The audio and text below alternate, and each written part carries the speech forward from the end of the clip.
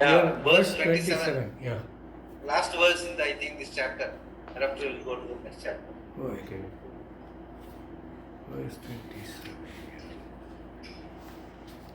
ब्रह्मणो हि प्रतिष्ठाहम् अमृतस्याव्यस्य च शाश्वतस्य च धर्मस्य सुखस्यैकान्तिकस्य च. He, indeed, aham, I am, amritasya, immortal, IASya cha, avyayasya cha, which is not subject to change, sasvatasya dharmasya cha, of the external dharma, the basis of everything, aikantikasya cha sukasya, which is one of the nature of Aikantikasya cha sukasya. Aikantikasya cha sukasya, which is of the nature of happiness that is not subject to negation. Brahmanaha, of Brahman, Pratishtha, the basis. I am the basis indeed of Brahman, which is immortal, not subject to change. The eternal Dharma, the basis of everything, and which is of the nature of happiness that is not subject to negation. Yeah, he is talking about the person who is, he was asking, no, Arjuna, how he will be, what are the characteristics and all that. So this is the final characteristic he is talking about, that person who knows, he will understand that, say, there is no, the sense, changelessness is basically my characteristic and Brahman's characteristic also. So since he knows that, he is able to identify with the Brahman. Because changelessness cannot have two. There cannot have two changelessness. Changelessness can be only one, unique. And that is, if that is my truth, that is usually the truth of Brahman as well as Ishvara. That is why we say it's all synonyms. That is what he is saying finally. He is saying that I am the basis indeed of Brahman, which is immortal, not subject to change. The eternal Dharma, the basis of everything, which is of the nature of goodness, not subject to change. Yeah. It was said in the last verse that the one who seeks me with unswerving commitment, Avyabhicharena bhakti yogena. Meaning not different. Not away from avyabhicharena. Vyabhicharam means away. Avyabhicharam means not away. It's not away from me. That is from Ishvara, from Brahman, I am not away. So his understanding is very clear. That is a bhakti. That is the ultimate bhakti, that I am not away from Ishvara. That is a bhakti. Vyacharena bhakti yogena, which we have seen the 13th chapter as the final value. Maija ananya yogena bhakti ravya vicharini vivikta desha sevitvam, and all that we have said, the values, the last value. That is the final clinching. So that is what he is referring to here. Avyabhicharena bhakti yogena. Avyabhicharena bhakti yogena. He is fit to become Brahman. Brahma bhuyaya kalpate. Brahma bhuyaya kalpate. Brahma bhuyaya kalpate. Bhakti here Bhu means bhu, the dhatu is bhu sattayam. That is the truth. Bhuyaya meaning Brahma bhuyaya meaning very firm understanding of this truth. Brahma bhuyaya kalpate. Kalpate is samarthyam. Klip dhatu. Klip dhatu. Not it's kalpayitum naka imagination.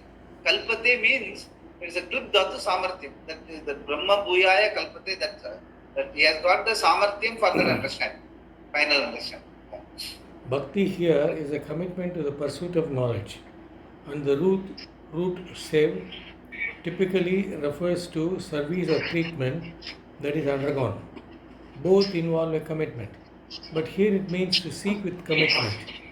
In this verse, Bhagavan gives the reason why such a bhakta becomes Brahman. For the one who pursues Pratyagatma is Paramesvara. He has the discriminative knowledge that Atma is Sat Chit Ananda, which is Brahman, the cause of creation. Therefore, everything here is Atma. To account for all activities when Sat Chit Ananda Atma is unable to perform any action, we say it is the very nature of the Prakriti that is composed of the gunas to engage in action. So we say Swabhavaha tu pravartate. That is, it is the swabhava, nature of the gunas to change constantly. Engage in actions, the gunas engage in actions. The gunas are transformed into the body, mind, sense complex through which all actions take place. Knowing this, the one who has transcended the gunas does not get involved in their activities, knowing that Atma is gunatita, Gunatita, one who transcends the gunatita, gunas. he becomes Brahman because Atma is Brahman. Atma is the very basis, pratishtha, of Satyam Jnanam Anantam Brahma. Elsewhere, it is clearly stated that Brahman is the pratishtha of everything, and here Bhagavan says, I am the basis of Brahman.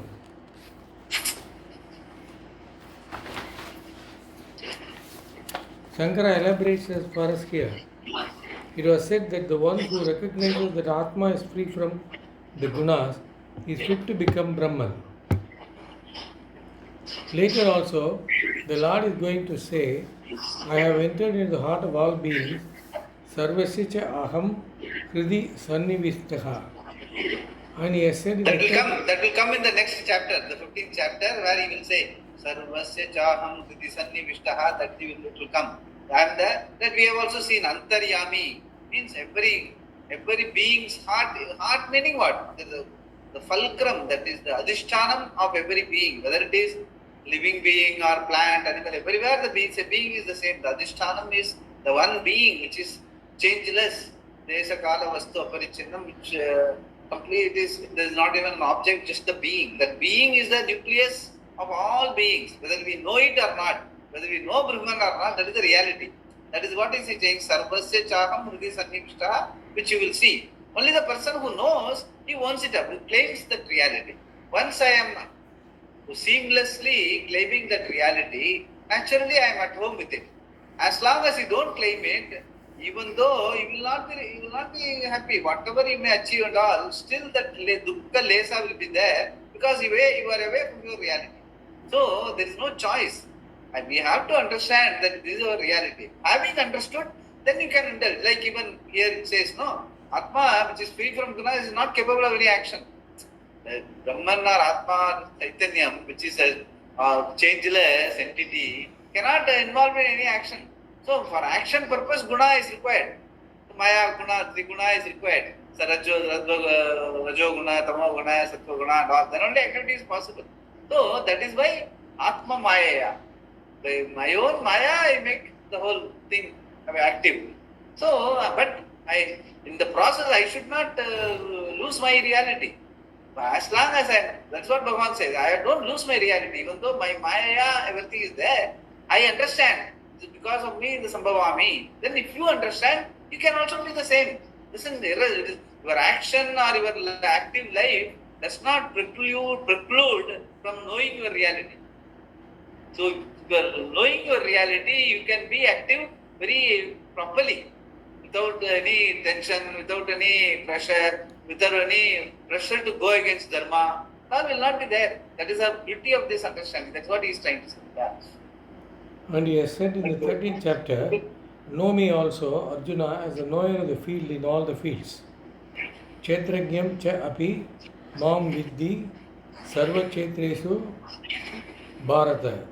Which you have seen, the 13th chapter, second sentence. Yeah. Yes.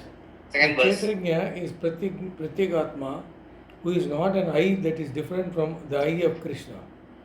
Nor is it really inner in the sense that it is not away from anything.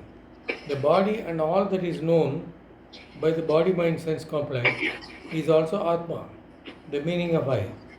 I is the basis, pratishtha. See, when he says body-mind sense complex is also Atma, we have seen that. Body-mind sense complex is Atma, but Atma is not body-mind sense. B is A, but A is not B.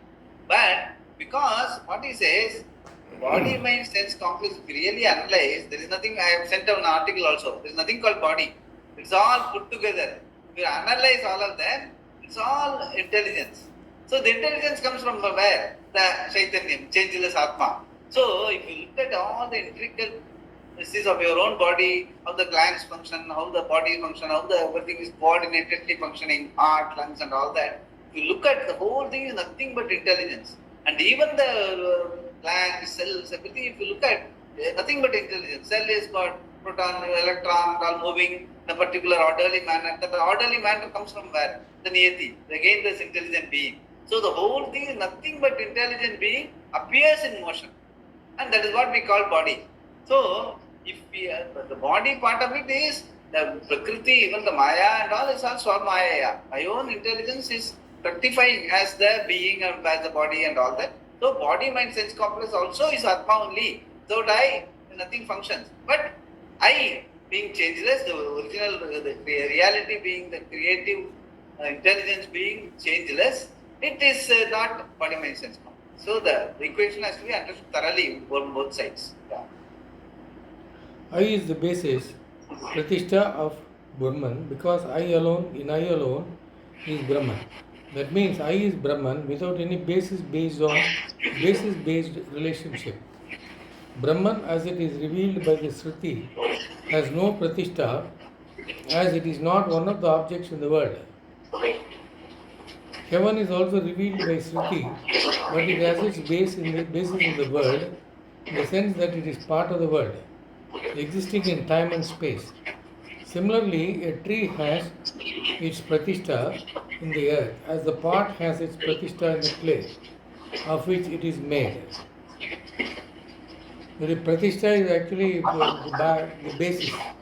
Yeah, something, a basis, what you call it. That's what actually, even when we do a temple pratishtha, when we say it is, the pratishtha is done on what? A stone or a mud or whatever. That is the basis on which the murti is pratishtha. The same way, our life is, for anything and everything, there is a pratishtha called Brahman or Atma. But Brahman or Atma do not have a pratishtha because they are not objects. Only an object will have a pratishtha. Whereas they themselves are the subject, they are themselves the very basis on which everything else is pratishtha. So Brahman does not have a pratishtha. Because Brahman is Atma, Atma is Brahman. So they don't need pratishtha. Both of them are changeless. That's what he's trying to say. Then what Jains do? Jainism is Jainism has no form, right, Swamiji? Jainism. Yeah, see, Jainism, not only Jainism, everything, even Buddhism is like that. The problem is that the formless, they look at it as sunya. Okay. Whereas the formless, we say I. Swamiji always used to say, பட்டாப்பள்ளி மாதிரி நீ இருக்கும்போது எப்படி இல்லைன்னு சொல்ல முடியும். Sunya, whatever you may say, you can negate the whole world, but you are there. The negator is the reality. That is where the problem is. Then Jainism, Buddhism and all, somehow they missed this, the reality of Atma. So everything is Sunya, they say the whole world is Sunya, there is no. So they say ultimately what happens? Okay, you can say, you can negate everything. Then what they do, then how do we live? Yeah, be empathetic. Ahimsa paramodam, யாரையும் தொந்தரவு பண்ணாத. So for them, the ahimsa life is the be all and end all in life. யாரான ஒரு கஷ்டப்பட்டா உடனே they will also feel bad. So that means what? Unless you understand Satyam, the கஷ்டம் நஷ்டம் எல்லாம் is part of the changeங்கிறதுக்கு ஒரு வித்தியாசம் ஒரு space கிடைக்காது. Unless you understand your reality is changeless, Purnam Brahma, then only you can be empathetic, you can be accommodative, you can be accepting whatever happens around you. Because you are Purnam. Without that Purnatvam as a reality, all other things, no? Without understanding Mithya and Satyam being the reality of Mithya per se, if you know only Mithya, everything is Mithya, then the Mithya becomes Satyam. Because that is the only thing you know. That is the only reality you know. Everything is Mithya when you say, that becomes the only reality. That means you have to deal with it. How long you can deal with it? Everywhere, whatever plus will always become minus sometime. So, Sukha Dukkha will continuously keep changing. Okay, they also know that it's all Mithya, it's all going to be like that. Then, that means you are going to go away with this understanding as a loser. Is that what our life is meant for? That even without knowing, I know I am a loser. What is the big deal in knowing Shastra? Even otherwise, I know that I am a loser. So what is the difference Shastra has made? Shastra has made the difference saying that whatever changes will change, whatever gain will always be lost, whatever lost will always be gained. But the reality of all that is you, the being, the changeless being. Knowing that, okay, knowing that what? Knowing that what? No, that is precisely what you want to be. You want to be a changeless, everlasting, ever happy in all situations. Happy means what? Happiness means what? You don't want your current understanding of the pleased self to change. That is called happiness. And once you understand the pleased self is your reality, whatever happens in your life, you will not allow it to get affected. So that is called Ananda. Ananta is Ananda. There is no Ananda means the inverted commas with something like Gulab Jamun is not going to be called Ananda.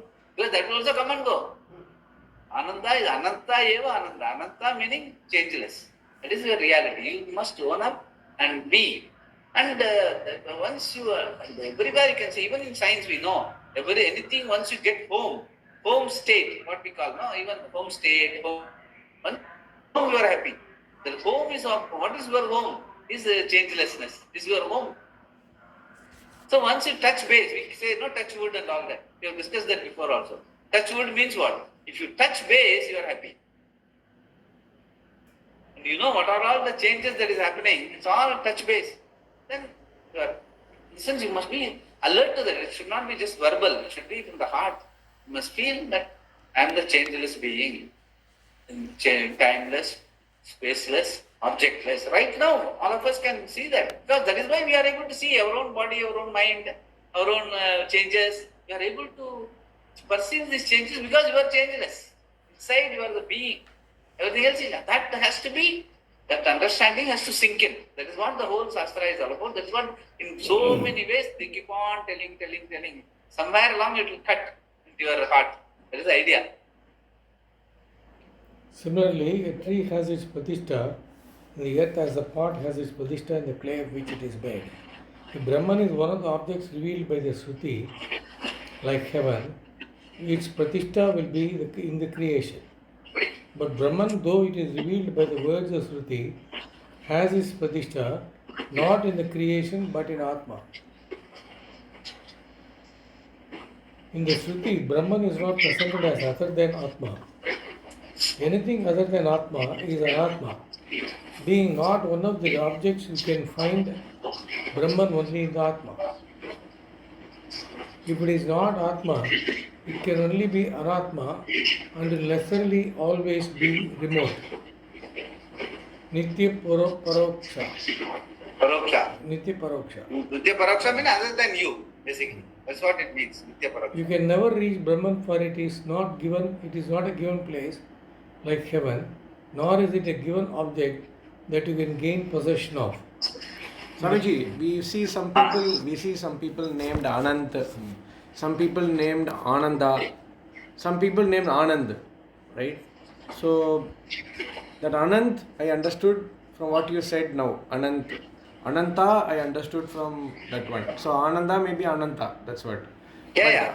Ananta is the reality. Ananda is a Purushartha, meaning that's what you are looking for in life. So Shastra says, Ananta eva Ananda. What does Anand mean then? Anand? Anand same. Anand means same just that they are naming it that way. Right? Ananda Mimamsa, there is a elaborate Mimamsa. Ananda Mimamsa means Ananda is Purushartha, means what you want in life is you are looking for everlasting happiness. So that is what all of us are looking for in all our pursuits. But Shastra, what it says, the everlasting happiness is your reality. You are looking for it elsewhere. When it is your reality, praptasya praptihi, which Swamiji himself has told. But if it is when your reality, when you are looking for it outside, however intelligent you are not going to get it outside. You have to claim your reality, understand your reality as Ananta eva Ananda, and remain and be, just be. And because of your orientation, you will reorient yourself in meditation. Just sit, just be. When the thoughts come, let it come and go. But I know my reality is a changeless being. These thoughts keep coming and going. Just observe them. For a period of time, once this understanding is thorough, You will not be bothered even by the thoughts come. Thoughts come and go, let it go. Like that, you will be able to claim this reality. This claiming this reality in Nididhyasanam is the culmination of this understanding. In the sense, once your understanding is thorough, but for that the understanding has to be thorough. There should not be any doubts. The doubts are getting cleared by all this. Once the doubts are not there, this is my reality. For you to have that reorientation, you do meditation, Nididhyasana. Actually, Whereas, no, go ahead. Sorry, you're saying something. whereas meditation people do only to remove the thoughts. Because the thoughts are a problem, let's remove the thoughts. But how long you can remove? Okay, you can remove the thought for 10 minutes, 15 minutes. Later you have to come out and deal with the world, no? That we will get, then we will get doubly angry. Before meditation was less angry, now after meditation we will get doubly angry. What is the point? So, we have to understand, the reality is, it's not thoughtlessness. We have to understand, my reality is thoughtlessness, thoughts do not disturb me. Because my reality is what? There's a kala vastu parichinnam. Neither the body nor the mind. It is not timeless, it is timeless, spaceless. It's not an object, it's not a thing, it's just the being. அதை நல்லா புரிஞ்சுக்கணும். And it's not difficult. If you are honest with ourselves, after going through all these things again and again, you can make it very clearly. Bhagavan himself, straight away from his mouth, he makes it very clearly. There is no Brahman other than Atma. Atma தான் நீ. Nidana. 1001 times he has told in this whole book.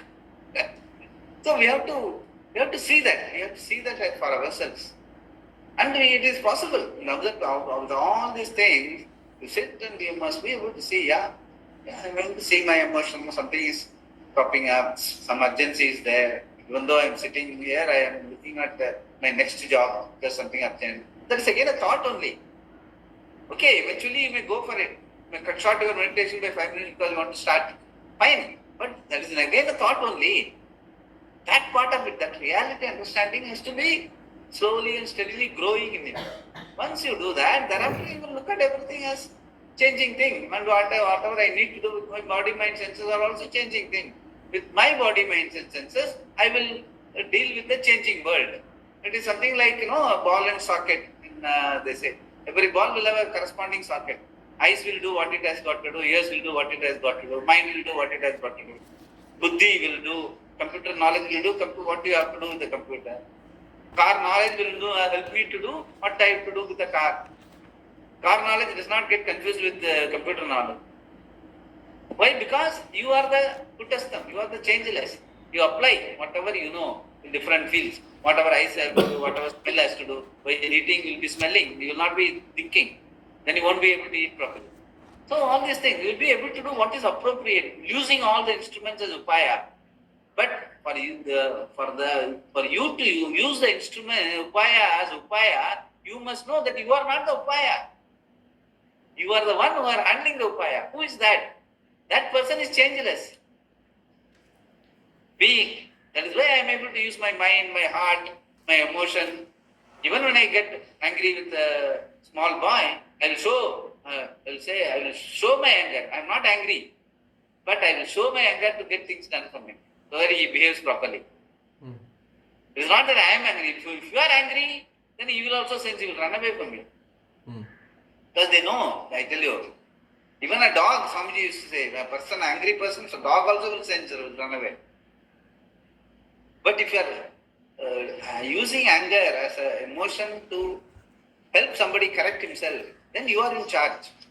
For you to be in charge, you must know what are you other than the anger. You are the being having anger as an emotion, using it for the purpose of a good purpose. You can handle it. You will not get overwhelmed. That's what he says. You should not become angry. You can have anger as a small emotion. You can have a preference. You may have coffee, may have tea and all. But if you are so bound, without coffee you become a nobody, then it's a problem. Because instead of the things, you handling things will start handling you. It's not good. We know that it's all not good. But we don't know how and why we have to get out of it. Because we are not, none of all our intelligence, all our knowledge, information, the way in which you have grown, has not given us our reality. The reality comes only from the Shastra and only from Ishvara. That is why it's called revelation. Why it is called revelation? Because what is revealing is only self-revealed. Because there is no object here. It has to be a revelation, means you have to understand the self as a revealed. Here and now I am the Atma, I am the being, changeless being. That is a revelation. And the Ishvara knows that. That is why he is called the Ishvara. And once we know that, we are also in identical terms as far as that reality is concerned. Everything else is, okay, Ishvara is the sum total of all the upadhis, all bodies and minds. Whereas I have my own individual body, mind, senses.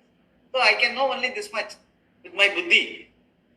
And to that extent I know, I will act upon it. So these are individual, what you call, pockets of upadhis, which is fine. It's much only I can do, then only it will be good also. Otherwise variety is not possible.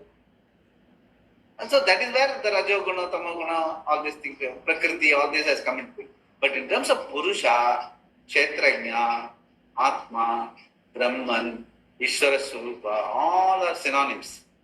The being, the changeless being. That is what we have to understand. That is what we have to do. That is why he says, if it is not Atma, it can be only Anatma. And everything, the whole world is Anatma other than you.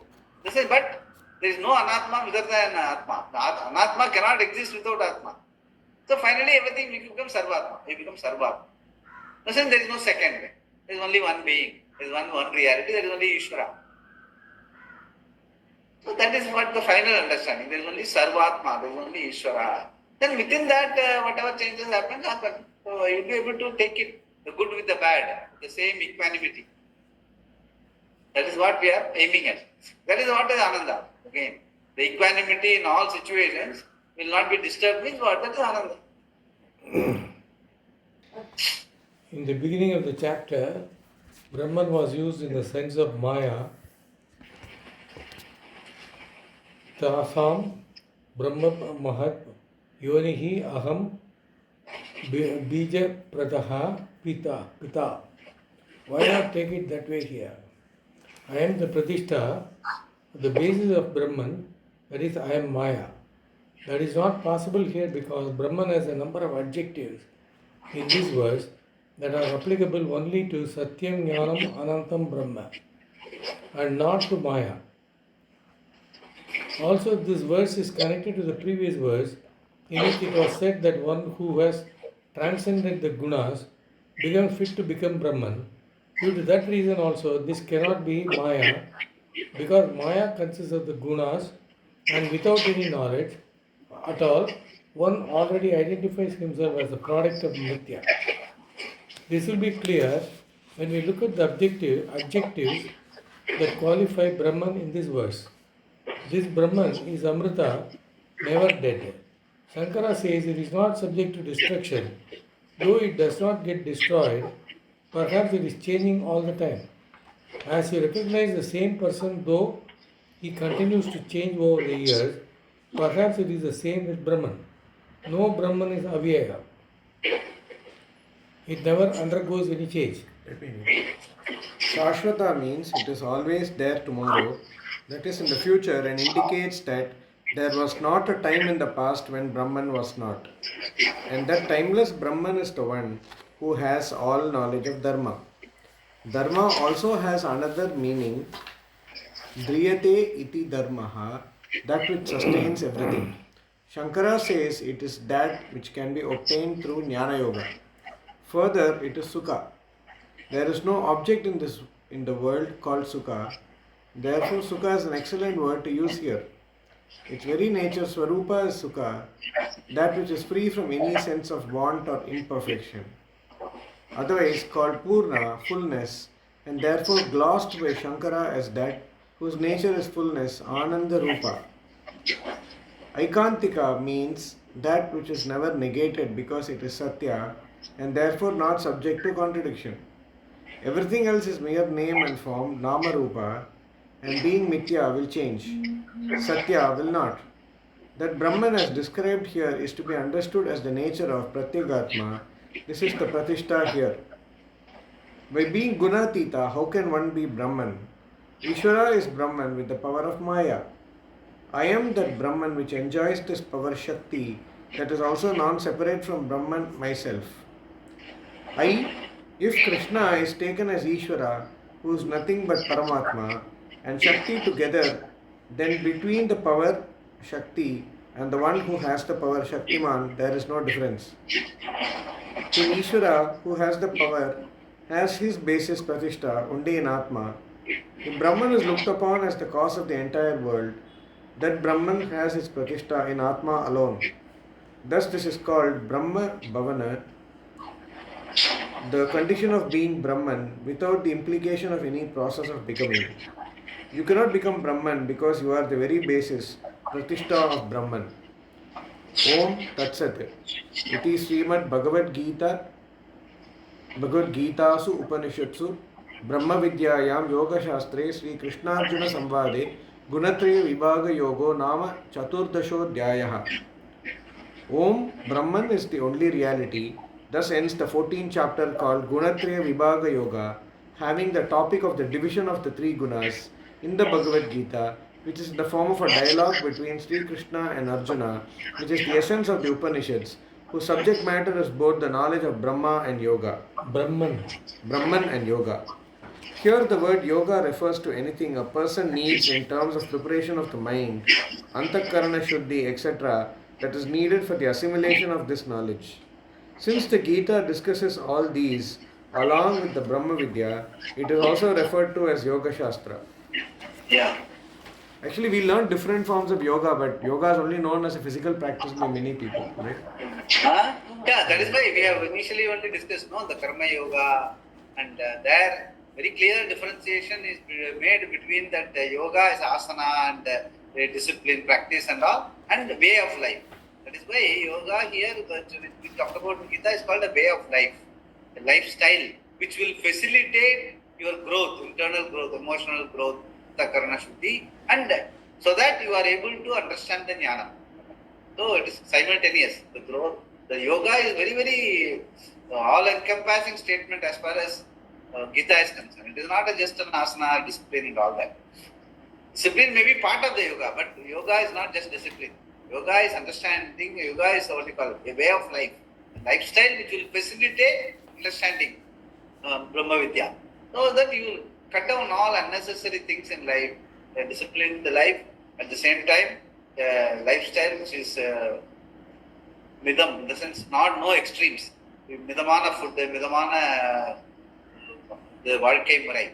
Since we say we have to have a lifestyle, வாழ்க்கை முறை is the correct terminology.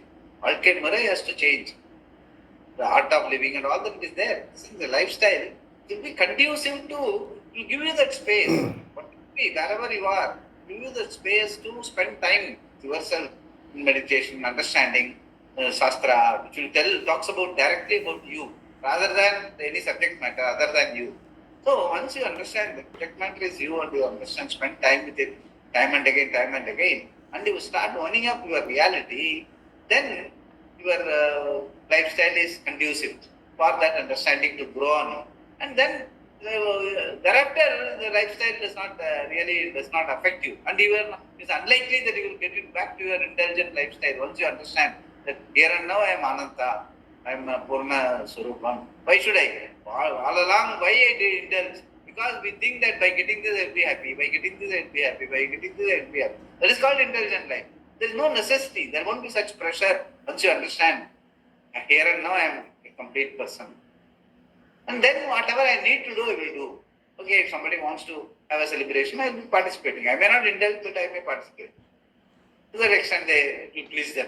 Loka Shankara. So all that will all fall in place. Not really, will not get distracted, or will not become deficient, or he will not become a morose, or he will not become a grim-faced guy and all that. That's all people imagine. No, once you become a very religious person, very sattvic person and all, you will become morose. You will not mingle with people and all that. It's not so. It's all, once you understand life thoroughly, you'll be very free, very smiling all the time. By your presence, people will be happy. That is what eventually it helps. But, you should not get carried away by those all distractors. People will say that. You should not, okay, maybe, like that, keep continuing. Be very sure in your pursuit. Very important. That is the idea of Gita only helps us in our day-to-day life how to grow together, both yoga as well as jnana. Both have to move simultaneously. Chapter 15, Purusha. Swamiji, by doing this Patanjali Yoga, will we get the knowledge that you are talking about?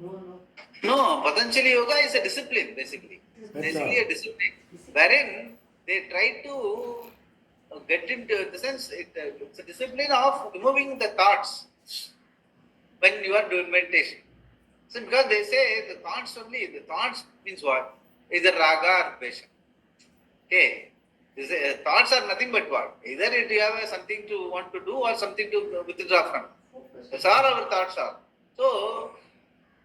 So they say means thoughts are the problem or the basic nucleus for our kama that we have said, no? Raga, dvesha, kama, moha, loba, mada, matsara, all those negative things, negativities, the basis is thought. Why do we entertain a thought? Just be thoughtless. Just keep on, as the thoughts arise, just keep on. In the sense, the prajahati yata kaman sarvan partha manogatan, they can simply say, prajahati yata kaman means whatever thought that comes, I will just neglect, keep on neglecting. Nothing I will do. I will just sit tight. I will remove all the thoughts in my mind. Then I will not be disturbed. They will not have any karma and all that. I may be. But how long? How long you can sit like that? Even in society, you cannot be a contributor by doing like that. Number one, whatever you need to do, you will not do for your day-to-day life. Okay, you make yourself a recluse, go and sit somewhere. There again, you have to go for food, go for your ablution, you have to sleep. At that time, you will get disturbed because you are not meditating. Thoughts will come. When you go to sleep with vengeance, Swamiji will say, if you meditate for 1 hour, once you come out of it, vengeance thoughts will come back. That time you will again get disturbed. What is the point? So, even if you are 1 hour in Patanjali Yoga, Samadhi and all that, it is not going, you don't come out wiser. How much dull you was, the same dullness will come again to you. Because you don't understand anything in meditation. Except removing the thoughts. Whereas here what we are telling, meditation is a technique, a practice, you do so that you will develop that chitta ekagrata, focus on your subject matter, what you want to study. Like that it will help. It can be an upaya to help in study, help in concentrating and doing some work properly and all that. But what you have to now study? You have to study that thought is in me, but I am not the thought. That is our understanding. That understanding is what is Gita gives. For that, the thought and all have to be regulated, not controlled and thrown away. Thoughts have to be regulated, channelized, and that is what I have been telling. The Chitta Shuddhi, Chitta Naischalyam, and Chitta Samadhana. This is whatever you do, you have the values, those not conflicting values, Amanitvam, Madambitvam and all that. Don't have Arjavam. You have an alignment between your thought, word and deed.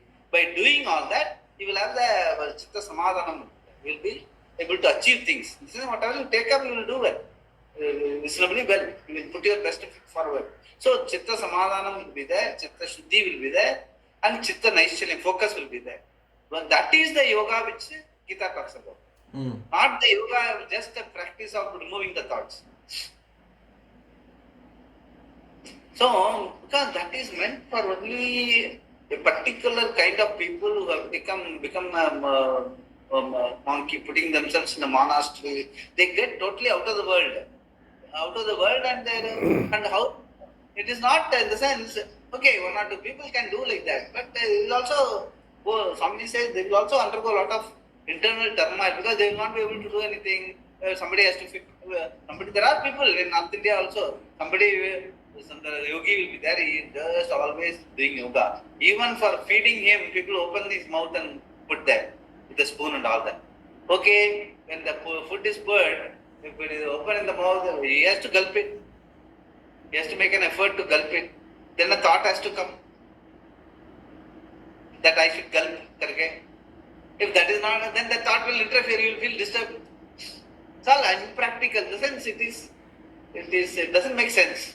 That sort of even though that yogic practice and all of that, it is all only a practice, a discipline. That's all. It has nothing to do with moksha or understanding life. I won't even call it understanding life. You don't understand life. You are just wasting your vibhuti. Mind is given to think only, no? Think rightly. Ensure you filter the thoughts. Get channelized. Not to block it totally. Just because head is giving a ache, you don't block off the head. You don't knock off the head. That is not intelligent living. So, that Swamiji always says all that, but it is all there. Essentially, yoga has been there, Hatha Yoga, Anusasanam, and all that is there. But Swamiji also has taught all that. But it has to be taken only to the extent that it is useful to you in Karma Yoga. Yoga, asana. Even Ashtanga Yoga comes in the 6th chapter. Yama, Niyama, Asana, Pranayama, Pratyahara. All that is part of the Ashtanga Yoga in 6th chapter. But there, Yama, Niyama straight away talked about Yama, Niyama is what is appropriate to the given situation, your lifestyle. It starts with lifestyle, where you do whatever is to be done in your station of life. Unless you do Yama, Niyama properly, your asana, pranayama is not going to help. You have to do whatever appropriate to the given situation I have to do. No, I must make people around me comfortable with me. Then only they will allow you to sit in meditation. Don't do your duties. It will bug you and others will also bug you. So it's all practical. Listen, that is why it's a very holistic approach towards life. Chapter 15, Purushottama Yoga, topic of the whole person. Slowly, actually, we are now getting, I think Brahman Atma was touched outside externally, slowly getting internal. Now it's getting the main topic. Since you are that Purushottama, we call ourselves Purusha, na? All the time we tell we are Purusha, Purusha, Purusha. In our normal parlance also, the Purusha only means is that Uttama Purusha. Purushottama meaning Uttama Purusha. Who will not want to be a Uttama Purusha? I call myself Purusha. Then I want to be a proper exalted Purusha. Na? I don't want to be an Adama Purusha or Madhyama Purusha. I want to be on top. That is what it is. Purushottama Yoga is your reality. I have a boss actually, Purushottaman. most angry person. Because as I have been always telling, Nara is our reality. Such a simple word, Nara. Everyone agrees. Nara, we call ourselves Nara. We are not ashamed to call ourselves Nara. But if we really go into it, we are anything but Nara. So, the name is correct. The intention also is correct. But our understanding is to grow up to that level. Introduction. At the end of the previous chapter, it was said that those who worship or pursue Bhagavan with devotion transcended the gunas. They were said to be gunatitas. Shankara introduces this chapter by pointing out that not only is the result of action dependent upon Ishvara, but also the result of the pursuit of knowledge, moksha. Even though the acquisition of knowledge requires only an adequate means of knowledge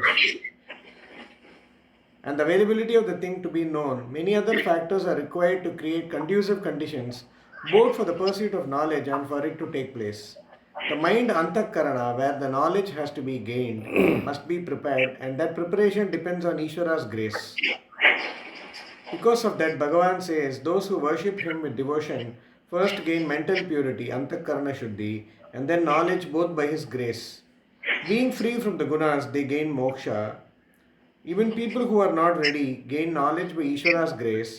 What we have to say about those who know clearly the truth of the self, Atma Tattva, the truth of the self is presented in this chapter. Here, firstly, Krishna talks about the nature of samsara in order to help Arjuna develop dispassion, vairagya towards it. It is very important to see that there is no moksha within samsara. Wanting to go to heaven or gain security, which is only prompted by self-dissatisfaction, is trying to gain moksha within samsara.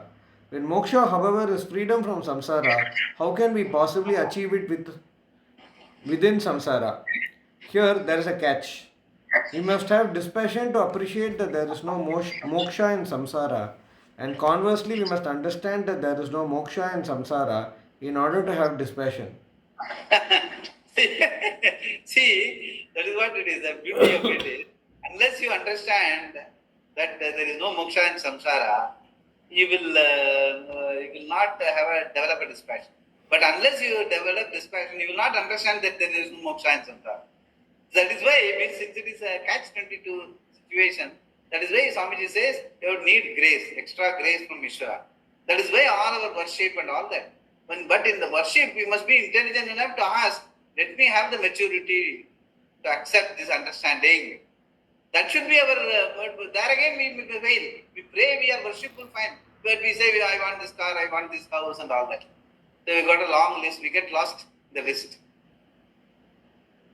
Whereas if you pray for Antakarana Shuddhi, then you will get it. Since automatically once the prayer is efficacious, because that you pray is efficacious. What you pray for is not. What you pray for you may get, you may not get. But that I want to pray, nobody, that grace automatically, immediate it is. That I pray, my pray means what? You shut off all other things, have a deity in mind and surrender. And the way in which the prayer also can become more and more efficacious.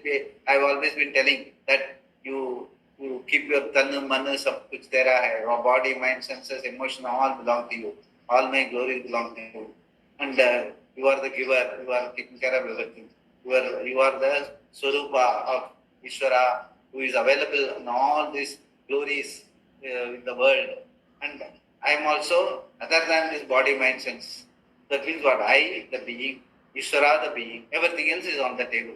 This oneness let me have. If that is the way I pray, every day, morning, evening, automatically the prayer itself becomes so efficacious. Your understanding that I am equal, I myself and Ishvara are one and the same becomes automatic in the prayer itself. So then it becomes easier. That's what he is saying, that prayer itself will help you to gain this. There is nothing. So there is no great, because we know that all the things, anything we name it, Purnatvam doesn't exist. Purnatvam exists only in the Swarupam, not in the thing. And that is why we are able to surrender everything and we say that I want to be one. You Bhagavane, பூர்ணமா இருக்கணும், எப்பவும் நிம்மதியா இருக்கணும். இப்போ எப்படி இருக்கணும் கோயில்ல, அதே மாதிரி வெளியிலேயே இருக்கணும். That is what we have to pray for. Then automatically you will have a develop the interest, the dissatisfaction, the vairagya for all the things what you do outside and all. You'll be keeping doing to the extent it is required, what is appropriate. But they will never lose your heart to it. Instead, you will be trying to understand how that what Bhagavan says, that your moksha swarupa is your reality, Atma, Brahman are one and the same. Then you will develop a taste for it. Then you will study, then you will understand. That is how it is. So all how to get out of this catch-22 situation, that is an intelligent way of living. That is worshipping or gaining the Ishvara's grace.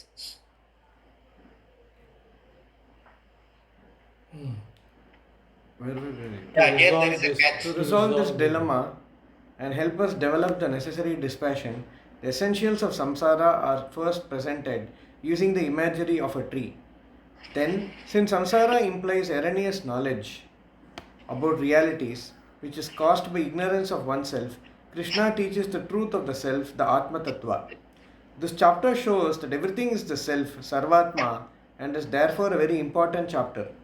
It deals with the world Jagat, the individual Jiva, the root cause, the Jiva's lot of birth and death, the Sukshma Sharira, the subtle body, and the daily activities like eating and so on in terms of what is eaten, the one who eats, etc., revealing that all these are nothing but Paramatma.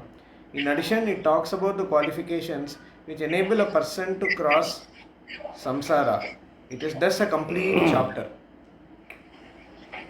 Although Arjuna did not ask a question to prompt this teaching, wishing to speak about the truth of Atma, Bhagavan says, We will read this verse and then stop. Yeah.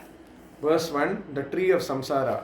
Sri Bhagavan vacha urdhva moola madav shaka maschattam prah Ashwatha tree.